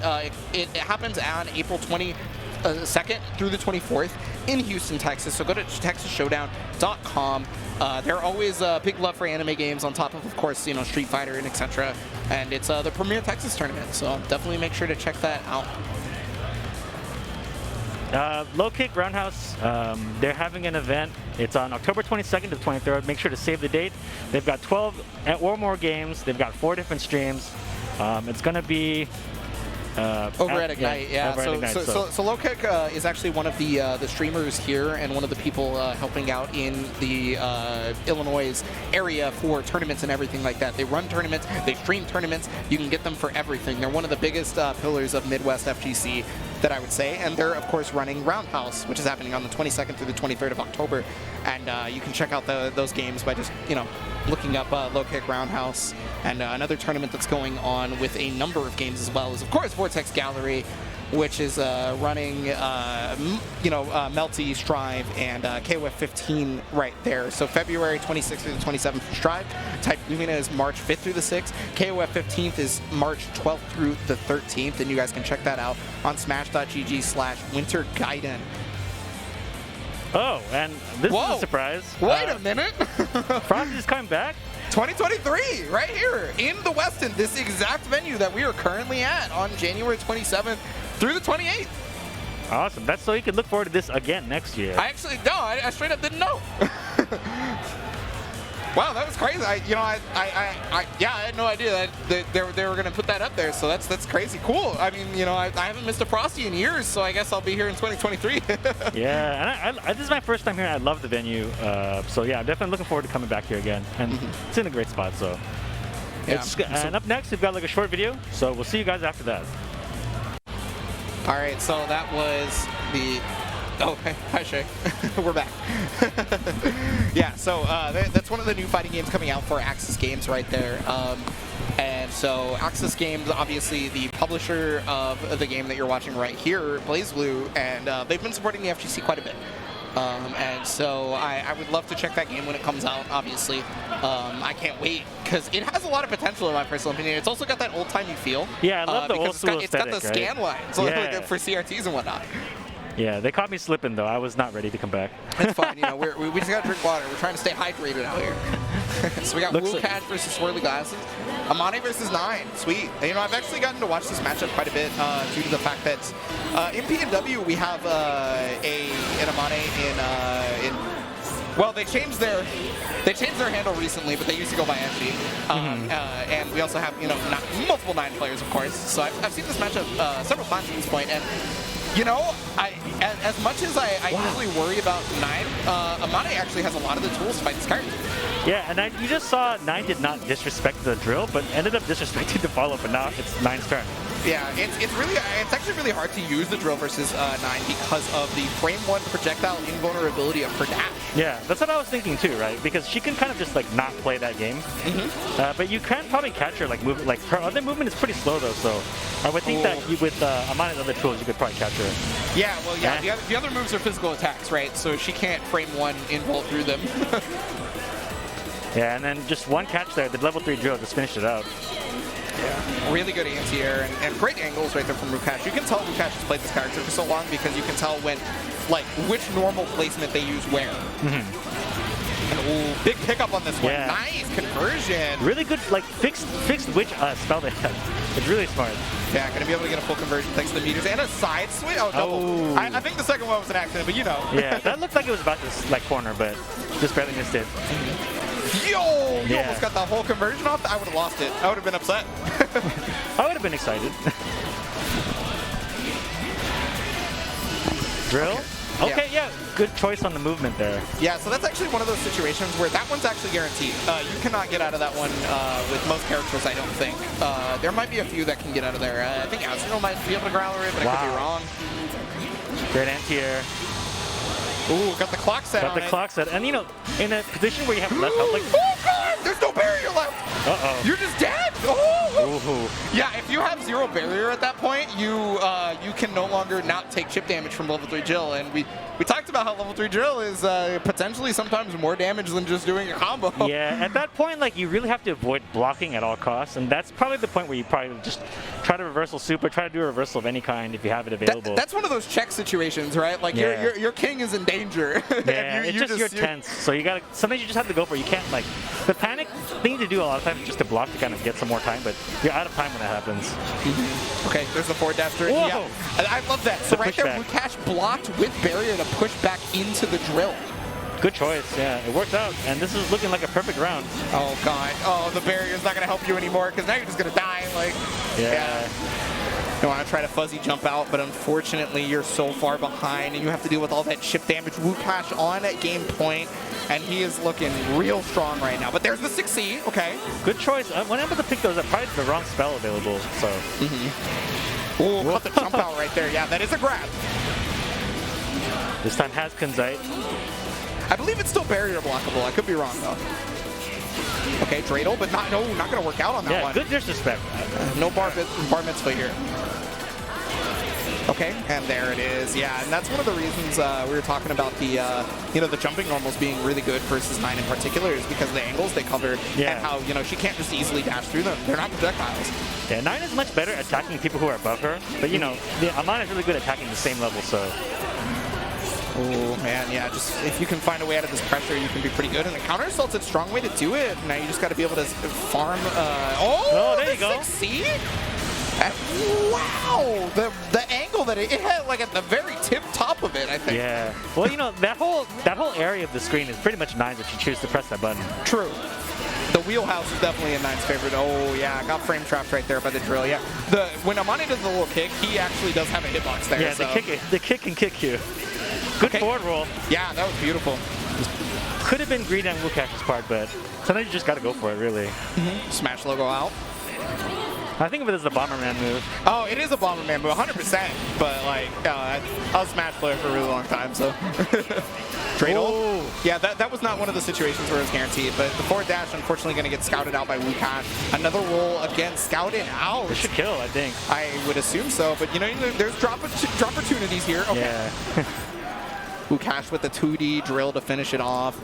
Level 3, it does so much damage. The fan is out. It's a little warm in here. It's a little warm in here. It is a little warm because you bundle up for the occasion. Let's call it outside, but you bundle up for the occasion. Now you're hot. Yeah. It's better to dress down than back up. I can tell you that much.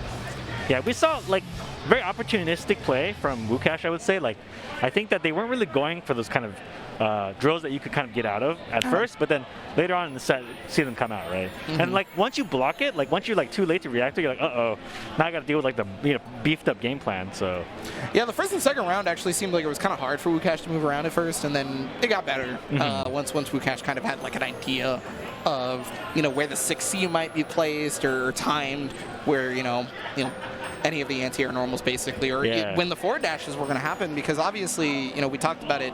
Forward dashes are strong versus the projectiles, of course, we know that.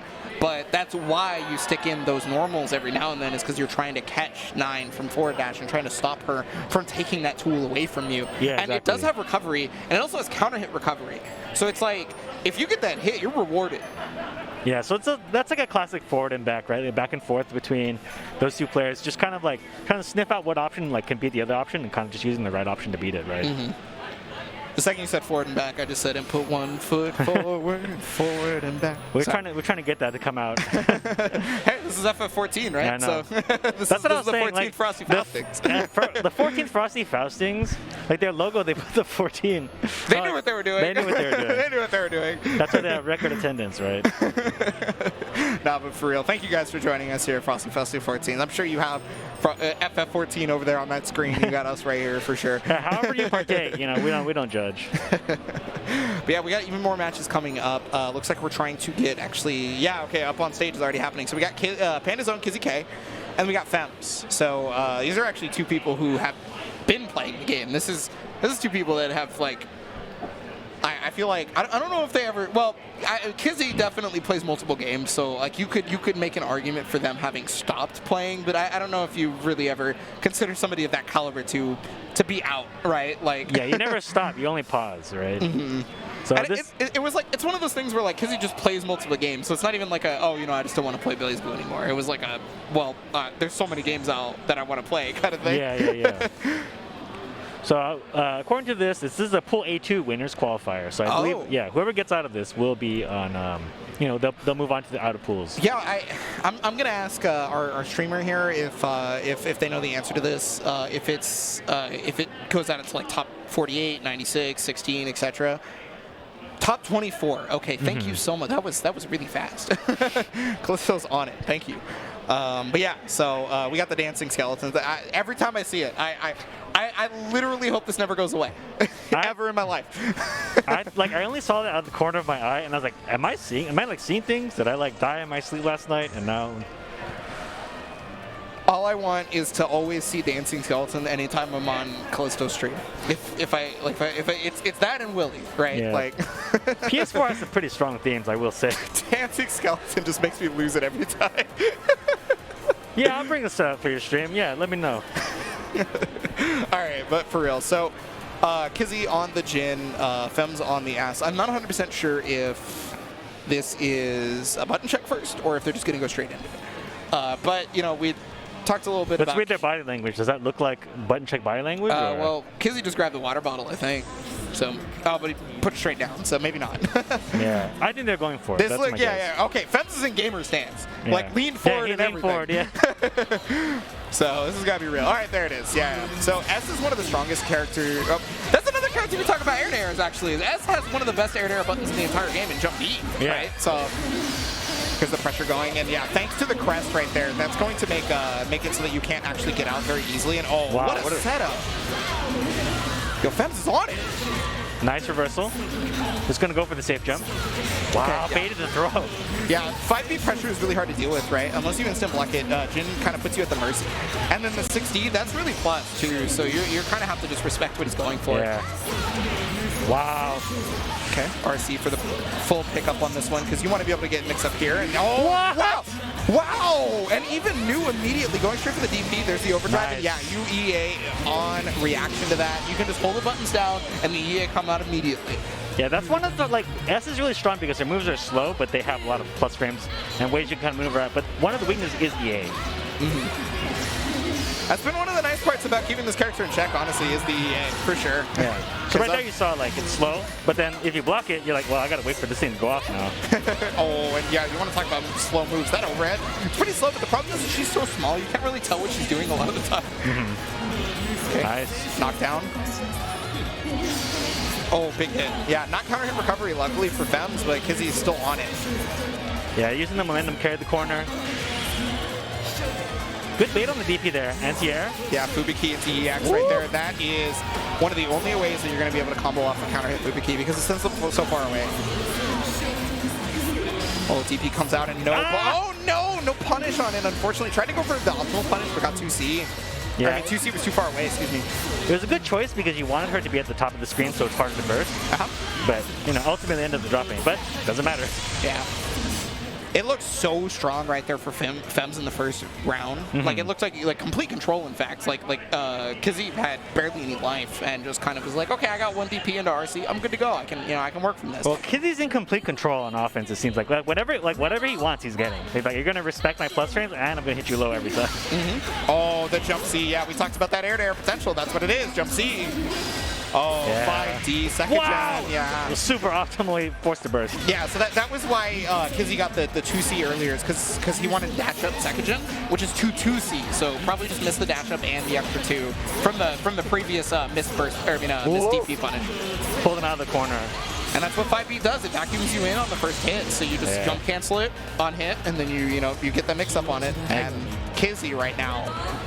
Yeah, Kizzie's getting whatever he wants. I'll hit you with anything. Just let me touch you. You're dead. Good throw counter. Now Fems has Kizzie in the corner. Can he make something happen? Yeah, try to go for the overhead on that one. Luckily, the crest was available, so it wasn't like it was going to get punished. Oh, Good blocking block. the instant overhead. And yeah, when you block the instant overhead versus S, it is, yeah, you do need to press a button to punish it, because you can do that. Now it's Kizzie's turn. We've seen Kizzie just close rounds out in the corner. Fems burst about to come back, but it tagged him anyway. Barely walked into it. Yeah, that's one of the most horizontal DPs in the game, if not the most horizontal, because it's funny, Azrael cannot backdash it because it actually hits him at the end of the backdash. Yeah, it's got like a pretty horizontal initial hit, but then the second hit is also really horizontal too. Yeah. Okay, full overdrive conversion right there. Got the active flow, which is required. The command grab! Yeah, so the command grab looks very similar to her overhead. So a lot of people actually end up standing up to block the overhead on reaction, and then they get grabbed, which only grabs you standing. So it's one of those moves. It's game design. That's what I'll call it. Okay. Just uses to charge up board. This powers up all of her special moves pretty much, except for the fireball. Yeah, she gets further hitboxes on those special moves. Oh, countering it on the 6D. Wait, hold on. Yeah, overdrive. I think that combo is actually really strong, but no punish on the EA. I guess because they barrier blocked it. You know, they weren't confident that they'd have the timing. S's A normals are actually kind of small for what they are. Yeah, well, and the barrier block, right? You don't have the frames and the pushback. So, oh, there's the DP. Good TP right back at you. Had to spend 25 on it, but you know. Don't count Kizzie out here. He's almost got overdrive. Yeah. Oh, baits it. Yeah. That should be it. And because you overdrive, you cannot burst this. And Kizzie's gonna have overdrive himself. Okay. I think it's it. Yeah. Okay, well that should be it. No punish on this. Just went for the. Tried to overdrive early, I think. Yeah, because you want to overdrive when you block it, right? Not after you finish blocking exactly. Yeah. So I mean, still worked out for Kizzie. You know. Yeah, that would have been kind of ugly if it didn't work out.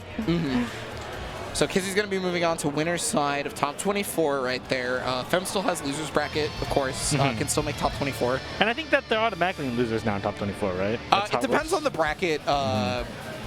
Oh, it's 3 out. Okay, yeah. Because some people, you know, there are some tournaments that don't have 3 out, right? So, like, sometimes you still have to play your qualifying match. But, all right, so Fems is out as well on loser's side. So now we know part of the bracket going on. We're still in the first set of pools, right?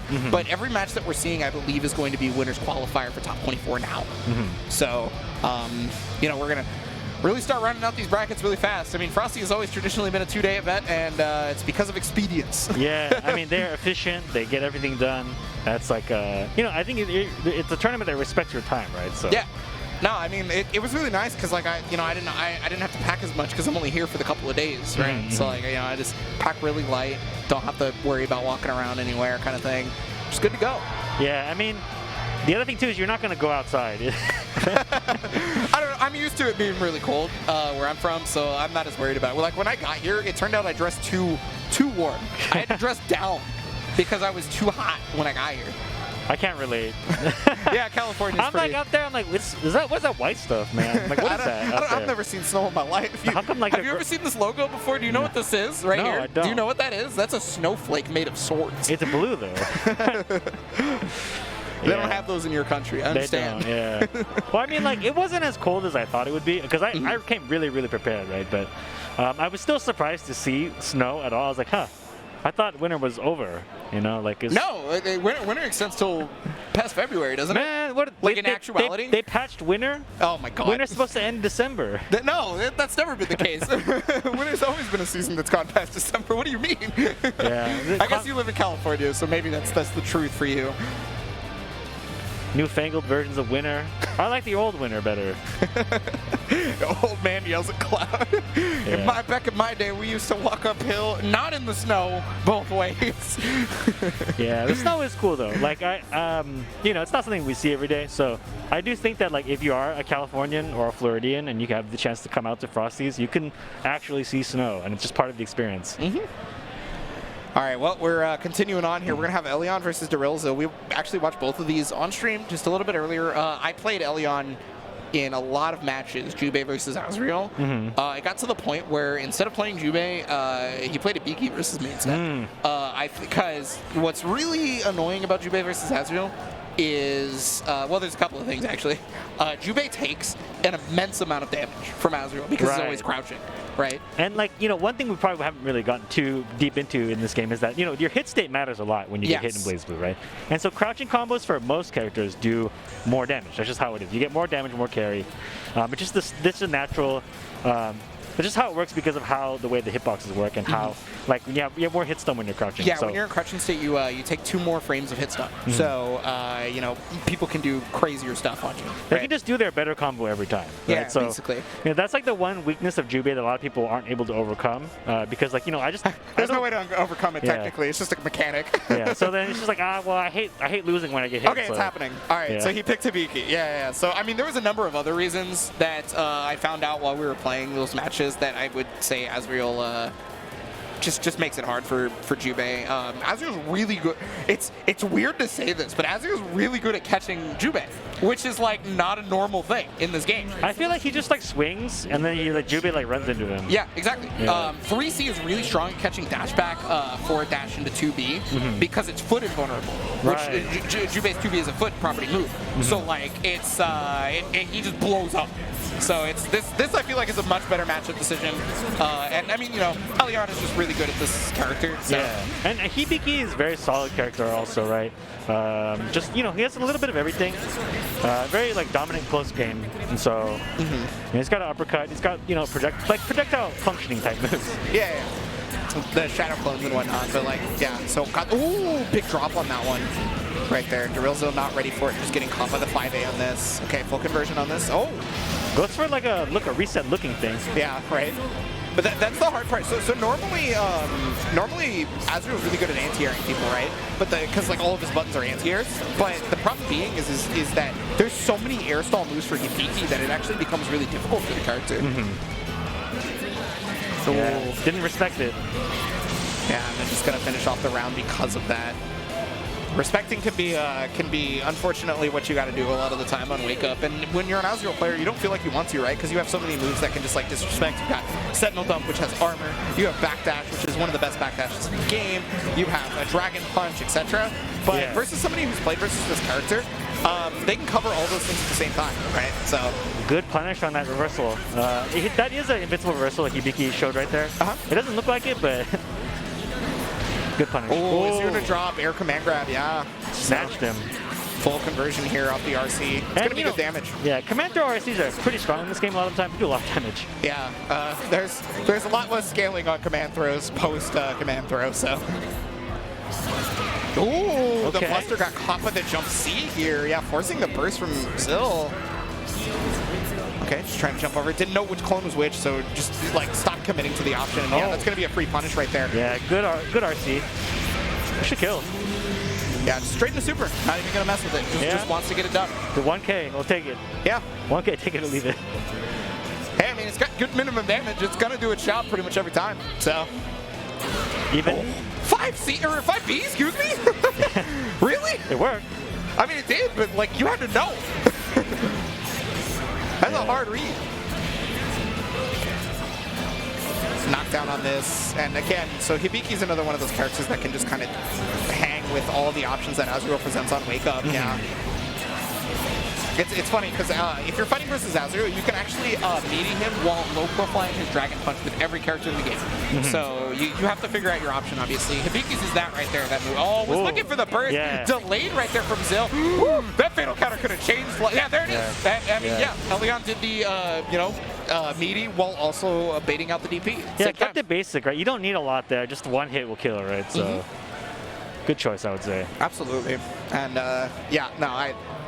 I think this was so smart from Elyon after we played like that whole night, because it seemed like he was struggling with this matchup, or the matchup of Jubei versus Azrael instead. So this is like way better. Yeah, I thought that he played pretty good on like the first and the third round. The second round, I think like the game kind of got away from because, you know, he let Azrael get a hit. Right? Well, I mean, that's going to happen to everybody, right? If Azrael hits you, you're just like, all right, well, this is life now. Yeah, he played like a little bit like too clean at some points, and Azrael just started swinging. Yeah. This is where you want to like be, right? I think he's pretty much converted and put it in the corner like every round so far at some point. Forced an overdrive. Yeah, and he did the overdrive save block string too. Yeah, that little knife toss on the low, it recovers very fast. So you're not actually going to get hit by an EA. You're not actually going to get hit by a Dragon Punch or a 5A or anything. So good blocks.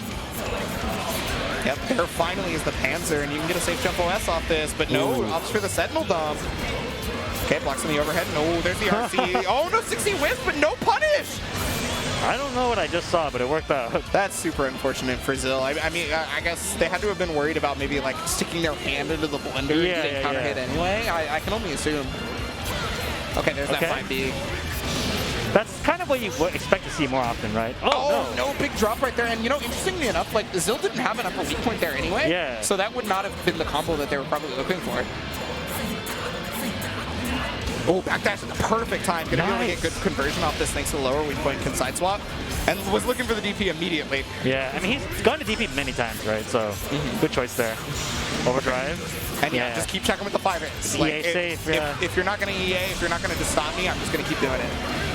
The burst is here, and Elyon has been known to just burst anyway, even if like it's a hero burst. So, yeah. Oh no, that's gonna hit Azrael. Yeah. Yeah, good choice. I see. That's the hero burst right there that I was talking about. Kagura, though, he's got meter, and he does get the hit. Oh no, this is gonna be one of those heartbreaking moments, isn't it? Yeah, you gotta respect the DP, but so like don't use it. Oh no, my God! You gotta deal with the burst here. Okay. Just looking to try and figure out what to do, trying to not have to deal with Dragon Punch. There's no anti-air, but the low gonna finish it off, and Zil, unfortunately though, had to use the burst on that one, so it's gonna have no burst for this entire round unless it gets real slow paced. Yeah, I mean he could try to slow the pace down on purpose because you know it's Elyon is the one that's attacking most of the time, but the problem is slowing down the pace is going to be really hard. Elyon does not know how to use that overhead at all, by the way. Yeah. So the problem with slowing the pace down is you're at Elyon's mercy because Hibiki is going to be much better at playing the offensive game than Azrael is going to be playing the slow game. Yeah. Backdash. Okay, there's the Panzer on the overhead. Again, no safe jump OS on this.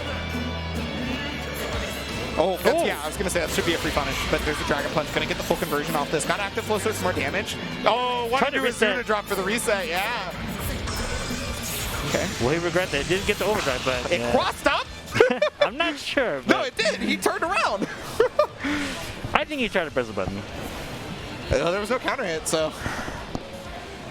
But yeah, I mean, Elyon's going to move on right there. And that was, that was a lot stronger. Just as strong as the Big Willy cam right A lot of activity on the Big Willy cam right now. We're seeing a lot of... Willy giving themselves a bath. Just big and fluffy. Look at that. It's optimal, you know, like you got to power up your hand so you can groom yourself for more damage. You know, I mean, Elyon's usually the cat boy, so this is, you know, we're just getting the fix of the cat that we didn't see. Yeah, exactly. Kind of thing. Yeah, so Elyon's going to move on to winners. DaRealZil is going to be going to top 24 on the Newsy side, as we have found out. So we're still going to be able to see them. I'm going to get to see another Azrael match in about 2 seconds, hilariously enough. I mean, Azrael today. Yeah, I mean, he's a common character, very popular character, too. The thing is, he doesn't really play like BlazBlue, I would say. He's a little different. Please elaborate, please. Yeah. Well, because I think when you think of like BlazBlue, what was different about like when the game came out, every character had like a run. Every character kind of has a certain kind of way they move. Azrael's a character who kind of moves with steps, which is a lot rarer in BlazBlue. Yep. He doesn't play like the same rolling wake up game as most characters, right? Because he's got like a better backdash. So then that's what people say about Azrael and how he plays as a character. Yeah, I mean, he wasn't too popular before because it was a lot harder to. He was weirder to play because of that step dash because his movement is quote unquote lackluster, right? Yeah. He runs into more stuff because he cannot move around as easily. But nowadays your attacks move you around, right? That's kind of how you play around it.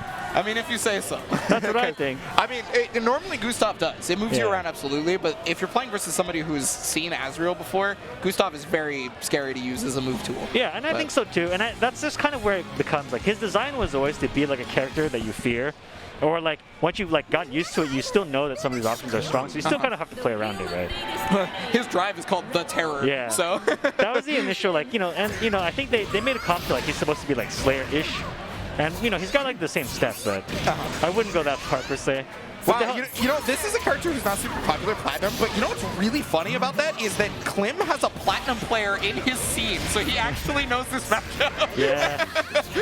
Which is really rare. Like, most people don't know what this character does, ever. And so you'll notice that the Oki that Clim did right there was not immediate. That's because Platinum has a parry.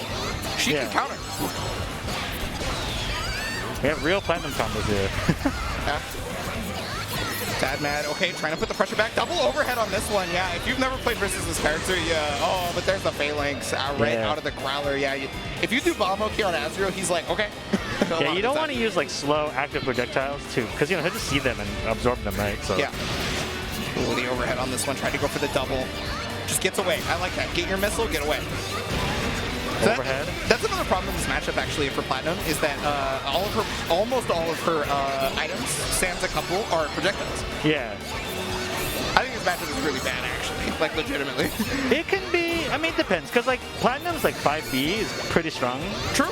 And like, you can really harass him at a certain level, right? And that's like what's good about the character, but the strong points are weak though. But also the nerf treasure chest is like a big problem. Because it used to be like the best item for this matchup, like period. But that now you can destroy it, right? So it's not quite as strong as it used to be. Like before Azrael, if you got the present, you just won the round. Well, yeah. Luckily, Super Present is really good still, because like I mean you're seeing it in action right here. It's still pretty good, but you can destroy it now. So there is ways to kind of play around it. Yeah. Before he had no hope. And as you saw though, it still dominates. You know, like if you have to swing to break a present, you could be punished, right? So. Well, I mean, he could dash up Growler the present before, but, you know, I mean, he can still do it now. Yeah, and as you saw right there, 5B is really dominant in this matchup, because, you know, it just takes up a ton of space. With the bubble. Okay, oh, beautiful Halo toss right there. Good timing. And, yeah, oh, no, big drop, but it's not going to matter, because could have been a fake drop. That's what I think. I mean, you're probably not wrong, to be honest with you. Good item switch. Okay, missiles. And that's a much faster projectile Oki move, right? So, like, it's not Growlerable on reaction. Yeah. Oh, there's the overhead. I'm going to get the full combo off it. Thanks to the He's got meter too. He's probably kill. Oh, no. Drop right here. Oh, no. Yeah. We're going to talk about the terror here. It possibly comes. Was looking for the counter on that one. There it is. RC's it, yeah. Oh, wow. First at the actual last second. Is this enough time? No. Okay, it is. It's just a parry. But this is scary because the bomb might blow up at like a weird time. And you die trying to grow hit. Yeah. Like as I said, like Platinum can really harass Azrael in like a really annoying way. It's like, how come this character is so strong against me? You're just not really ready for that speed and like the kind of range that she has. Man, I like the way DadMad's playing it too. Yeah. Like the first round was a lot harder, but like now you're seeing a lot more of the jump C's and the standing and the 5Bs, like just at farther ranges. And DadMad has like the real combos. Like these are combos that I practice but don't do because they're kind of difficult. Do you play Platinum anymore? I thought do. You didn't. I thought you stopped playing Platinum. I started again. I was like, no one knows how to play this character. But then I'm like, wait, this character's combos are hard. That's why I quit. Yeah. Okay, and this is a free fatal counter right there. That's the unfortunate part about Platinum's parry, right? Is that like she just kind of okay, well, it's not going to be death because this is not a fatal, but well, no, 60 is a fatal counter, and if you do 6B afterwards, you get double weak point and like almost 6K. So. Got meter, yeah. That would have put him at a pixel, which is really bad to be at against the Lion. Yeah, this is good damage here. Not kill, but one hit will kill, so one of those will kill. Yeah, and I mean, the low right there, not going to be able to get a full thing, and yeah, the cat hammer is really good, I think, in this matchup specifically once it's been powered up. Yeah. No, this could kill. This should kill. Like, you know, I've seen a lot of combo drops. I'm trying to chill on saying it's gonna kill, it's gonna die. You know, it's over. I'm trying to jinx it. Good air to air, but you know, not able to capitalize, and so Clim gets a hit to the corner. Yeah, just let the 5Bs rip right there. You know, the headbutt is +5 on block, so even if you instant block it, it's like he's good. Like, oh, big miss. Yeah, didn't really get a punch on the 2C, but okay, we stop back in. And now you got to deal with the possibility of parry, but wow, 5B's out. I wonder if that was an accidental input. Yeah, it might have been, because I thought that, like, we probably would have comboed into 3C there, but didn't. I think they just made the mistake. That's Yeah, good had to RC right there because that was guaranteed. So the funny part about, like, if you think parry is coming, you can always jump cancel and block it, right? Like, Yeah, or do a jump in and block it. Yeah. It's not a very good move, but it exists, so that, you have to respect it. It's there, so you do have to think about it sometimes, yes. Because not every one of your moves is going to be jump cancelable, right? Not every one of your moves is going to be far enough away. Or you could be a real Mick a-hole and do 5B into Growler and absorb it. Yeah. It is a projectile. Harakune's counter is also projectile, so sometimes if I'm feeling myself, I try to do that too. Double weak point on. If you get hit, oh, well, just reverse the 5B. It's fine. Hey, it's been paying off in the previous games, right? So gonna go for the battle key. Oh, command grab. Yeah, this is a lot of damage. Yeah, full conversion without having to do anything. No, big drop. It's got the bat, which is not a very good reversal either, and so as you just saw, I got punished. It's a better DP than what she had than the parry, right? So like it makes them have to think about it double. It's kind of the same weakness though, where it has like the same kind of active areas, like basically right in front of you, right? So yeah, but at least you can't jump cancel it on reaction, right? And then block. That's what I mean. Okay, nice. Overhead, full conversion. Got paper on that rock paper scissors. Oh, counter hit. Bat again. This is like kind of scary. You can kind of kill yourself when you have the bat. You're just like, I have reversal. I want to use it. Yeah. Good choice to jump there. I think that's why DadMad's kind of chilling right now. And oh, wow, the one time that like Clim actually thinks that it's coming, it actually does. Yeah. Okay, beautiful catch on the dive kick. Yeah, I think that's one of the best things to like figure out when you're finding out how to fight Azrael. Yeah, it's figuring out how to deal with dive kick, right? And that was good knowledge right there from DadMad. There it is, Mommy Circular. Oh, DP good comes bait. out. Not good enough, unfortunately, due to the fact that it's still connected. Yeah, had to burst immediately because that could have been that. Woo! It caught out of the air. It might combo. Wait, can't hammer? Oh, no, it didn't counter hit. Okay, well that's gonna combo death. Yeah. Last game, last round. Clim is probably pretty okay with this because he has burst. Yeah, he's got the burst advantage, but that could go with like, you get hit too much, it's gone. Well, I mean, if you like overdrive with this character, it could potentially be in a character's entire life bar, right? Like, yeah. Also, that combo, by the way, only works on certain characters. The 5A 2B after that fatal counter. So Platinum, it does not work on, and it's also Kagura, I believe. Or no, it's Hibiki. Sorry. Yeah. Good throw there. It also beats the counter. It's basically small characters. So. Oh, got the hit. This should do it. This should do it, yeah. Yeah, nothing special on this one. You just finish it off right there. And there it is. Clim moving on. It was looking really good for DadMad at first. I was like, wow, this is... Yeah, I think he ended up getting sped up, I think, is what happened. I thought that the pace that he played with the first couple rounds was better. I can agree. Because especially like you saw a lot of like kind of Swallow Moon into Jump C earlier, kind of really checked Clim for kind of approaching. But he stopped going to that right away, probably because he was missing a lot of the conversions, right? So I thought he tried to play quicker, and that kind of ended up being to his detriment, which is always what happens when you fight Azrael. he just forces you to play quicker a lot of the time because you're so afraid of him, right? Like you were talking about it, that he's just a scary character. Yeah. So I totally understand that. And it happens to the best players. Yeah, and then you stop playing at like your best range because you know you can beat his options, but you play to his strengths and then you end up losing because like, oh well, why did I do that? But you're scared, right? So you end up making those mistakes. Yeah. Well, they're both going to be moving on. It's just going to be Clim on the winner side of top 24. So big ups to Clim. Moving on though, wow, this is going to be a matchup.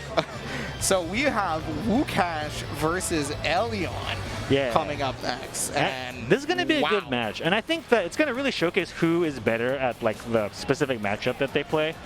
A lot of matchup knowledge will go into like who can win this round, right? It's just like, will Elyon react to like the dreidel properly, for example? Is that something that he lets Woocash ever get away with, right? So that's what I think about it. But on paper, you would think that Jubei would just like overrun Wookash's gameplay with just the speed, yeah. right? So I genuinely think that like you go Jubei here like 6,000% personally, just off the top of my head, because Amane is not going to stop Jubei pressure. He does not have like a reversal that Jubei has to worry about, right? Yeah. But that's just my personal thoughts on it. I mean, it could be Hibiki as well. Woocash has probably played these matchups more than I have, obviously. I don't play Jubei, I don't play Hibiki. So it could be one or the other. It could be that like just because of how the way that Jubei works, that you may want to worry. Like if Woocash is a better read on your movement as Jubei, maybe you would switch, but just from a gameplay standpoint, I would think that Jubei is the better choice too. I'm just thinking, oh no. Okay, there it is. Okay, we got it. Leave him hanging? Yeah. It's just, Elyon was not looking at, the side. He was looking at the screen. He was getting all ready, so he didn't see it. But, I think if someone doesn't fist bump you, you're allowed to just punch him in the face. Damn. It's the rest of the overhead. It's like that. Well, okay. So the other thing I was worried about in this matchup is that Jubei has one of the best movement in the game. Yeah. He can just do stuff, right? And so I really worry for Amane's like super slow buttons that go very far because of like stuff like that right there. Yeah. It's not fast enough to actually stop Jubei from doing stuff, or the angles just don't cover enough a lot of the time. So, I mean, I would love to be proven wrong here, especially because it's not a matchup I see very often. These aren't popular characters being played right now. Yeah. I think that basically he's dominating the top of the screen right now and then kind of fixing it with the dive, and now Elyon got caught slipping, so. Okay, well, not going to matter right here. And Dreidel, I mean, it does get you to level 3, but if you do get hit, the drill still does go down, right? Yeah. The jump B second hit. Woo! And the thing is, the drill meter constantly drains, right? So you get put in a position where, like, I really want to get my drill meter back, but I'm dead. Yeah, well, I mean, you're not gonna take it over the rounds either. As Elyon's gonna take the first round of the first game. And, big fatal counter right here. Luckily for Elyon, drill meter's a 1, so it's not as big as it could be, but like it's scary. And that's another thing I think Elyon's really good at, by the way, is reaction with anti-airs. I think he's been pretty on point with that this weekend, from what I've played so far. It helps that Jubei's anti-air is like exceptional, but instant overhead. Yes. I like it. Cross up overhead. Just burning out that EA time, if possible. It doesn't seem like it. I think we have one more wake-up. Yep. Well, it's not going to matter if you don't know which side, right? Ooh, okay. Okay, try to get the drill meter back on that one. There's the counter assault right back, too. And then just trying to cover the space with the drill. Yeah, you can't move forward. I think Elyon was unsure how long the drill lasted. Oh, okay, I see, yeah. You're going to see a lot of that Hail Mary right there from Jubei in a couple of seconds. Nice. He got him. That should be done. Yeah, that was really good timing, I would say. Like, that's just like kind of shooting a fish in a barrel right there. Perfectly spaced. Okay, yeah, try to go for that 6B again. Yeah, worked out the first time. I mean. Okay, too high. Oh, yeah, there's that 2C. And, okay, there's the punish on the dive. Overdrive comes out. The problem is, yeah, you're too far away to do anything about it. Like, if you could hit Amane, then it would be a different story, but you're too far. Yeah, or if you had your super or something, but nice. Oh my god, the full conversion off it. I love the way Woocash was playing that, and even got the drill chip damage on that one. Yeah, you're gonna block it? Cool. That works. Yeah, you got a barrier. And there's that 2C right there, full conversion. Okay, what's the mix-up here? Burst. Okay. Yeah, because that gets the corner. It may have been the end of the combo, which normally I advise against, but I think this is the one time where I'm like, okay, this makes a lot of sense. Yeah, just wants to stay in neutral. He can win if he gets another hit in neutral, right? Oh, no Meow Mode activate. Very interesting. Okay, got the low on that one, though. Yeah, let's see if Woocash can defend himself here. Not able to get out. Okay, here we go. Got to deal with it. Got hit with the 2B. I don't think you can Astro off this, but it's not going to matter because you're dead. Oh, no! I spoke too soon. Meow Mode activated, though. And run into it! Not able to pick it up. There's barely any life left. Yeah, and this isn't PB time where that move is completely invincible either. I love the dash back right there. Woo! Oh, the 5B! No way! I'm shocked that it beat the dive. That Woocash is... I can't believe it either. Yeah, that was crazy. Well, there is like a tiny gap between like the dive explosion and the dive itself, so that might have just snuck it right in there. Oh my god, this is the match I wanted from these two. That was close. Yeah, so. Oh man, I'm like genuinely terrified anytime like anything happens at this point because I've already seen what they're capable of. Yeah. Full conversion right there. Good oh catch, wow, off the back dash, super good. Okay, got him. That's pretty much guaranteed. They do like the foot drill into that is pretty much like unable. You're not able to get out of that. Yeah, I can only think of maybe 9 being able to get out of it, or maybe Azrael, like since they're projectiles. But like that's just an assumption. Overdrive just really wants out of here. Okay, Meow Mode activate though, and there's the 2C. Didn't jump forward, so couldn't get the confirm off of it. Okay, full conversion here. Gonna get 2B. One bumper card. Oh, it's an overhead again. Yeah. Oh, tried to parry, was looking for a barre out, because, oh, there it is again, yeah, the reaction on the 2Cs has just been so good so far. Oh my god. Beat the dive kick, or clash dive kick, but... Yep. Should finish it off right there with the 2B. Even if even if the special move didn't kill, it would have been RC or Super or anything like that, right? So. Yeah.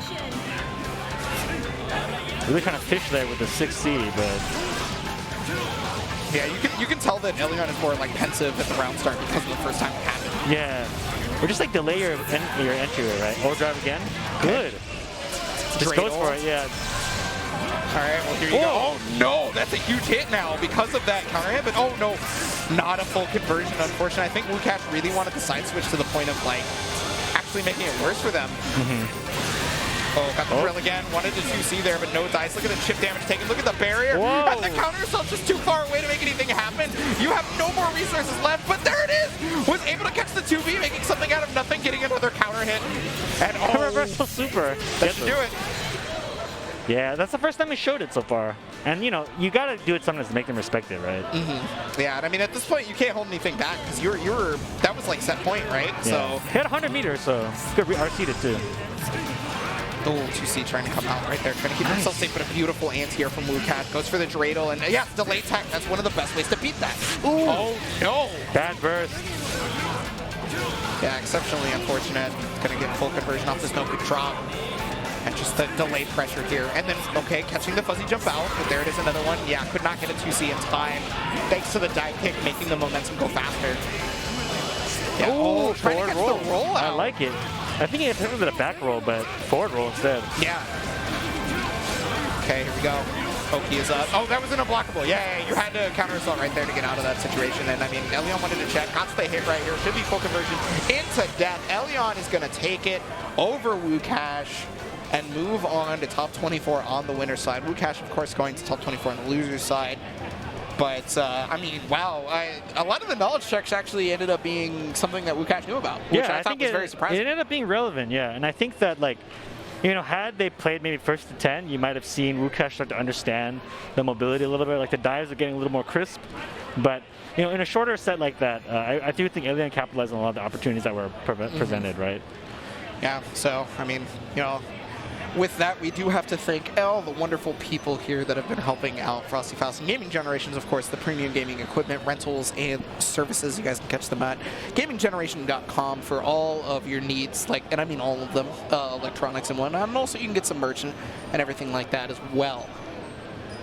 Samurai Showdown, one of my favorite games to come out in like the most recent years, developed by SNK. You know, it's a really return to form, I would say.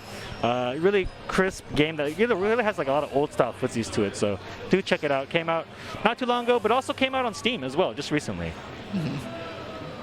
And another game that has coming out very soon, maybe not already out, is KOF 15 right now. It's very, very close. February 17th on 2022. It's going to be on PS4, PS5, and Xbox Series X and S. Arc Revo America 2021 Finals. Well, I guess it's already 2022, but the finals are on March 19th, 2022. Starts at 11 a.m. PST. You know, you have to qualify for this event. Yes. A lot of the top players are going to it because they've qualified in via other qualifier tournaments. But you can watch it on Arc System Works U at twitch.tv. And I mean, hey, you've already been here for all these games. You want to play, watch, and compete, and you can do so over at the Belong Gaming Arenas. You guys can visit the Belong Gaming Arena in Schwamberg. I really hope I'm saying that right because I am a fool. But yeah, it's one of your new homes for fighting games here, and they've graciously helped us out here at Frosty's.